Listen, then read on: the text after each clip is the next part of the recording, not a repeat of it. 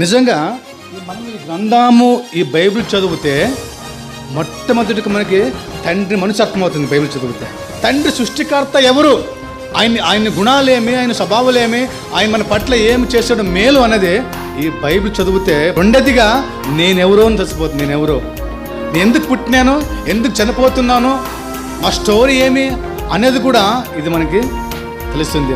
మూడోదిగా ఎలా బ్రతకాలి, మనము ఎలా బతకకూడదు అనేది, మంచి చెడు అనేది కేవలం ప్రపంచం ఏకైక గ్రంథం 66 పుస్తకం మాత్రమే. బైబిల్ చదవండి. న్యూస్ పేపర్ కాదు, అది కాదు కదా, బైబిల్ చదవండి. దీంట్లో జ్ఞానం ఉంది.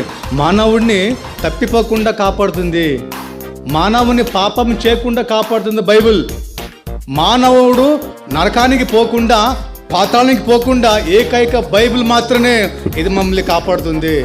ఈ బైబిల్ చదివిన ఎవరు చెడిపోలేదు.